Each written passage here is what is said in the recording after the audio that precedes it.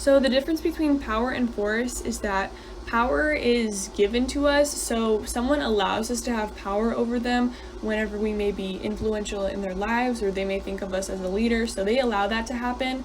And then force, on the other hand, is controlling people. It's just completely getting someone to do something against their will, so totally different things. And then the types of position power are legitimate, reward, and coercive.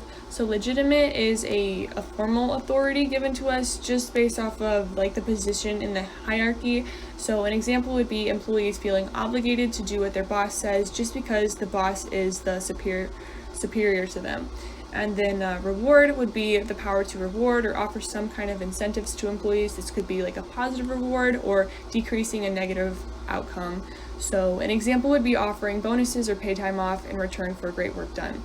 And then coercive would be a punishment or threat of a punishment and should definitely be used sparingly just because it can burn people out. So an example would be threatening to fire someone if they don't do a certain task. Describe the types of personal power. First, personal power is the ability to control the environment around you. There are expert and referent. Expert comes from skills or knowledge, somebody high-ranking, done it for a long time. And referent comes from trust and respect, maybe somebody with a doctorate. What is organizational politics and why is it essential to be savvy? Organizational politics is self-serving behaviors used to increase the probability of positive outcomes. It's good to be savvy for a personal image. It helps you publicize your accomplishments and form relationships, and it just helps you advance inside of an organization. Power bases are the sources of power individuals and units develop in an organization. As employees, it is important to develop your power bases so that coworkers, superiors, and subordinates will respect the different types of authority that you have. And then what can we learn from the trait and behavioral approaches?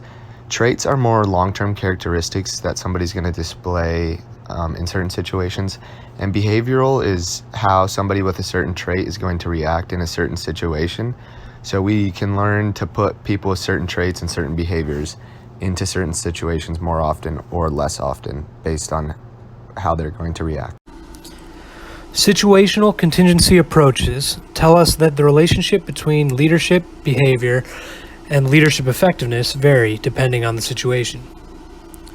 Transactional leadership involves a focus on exchanging valued goods for something that leaders want.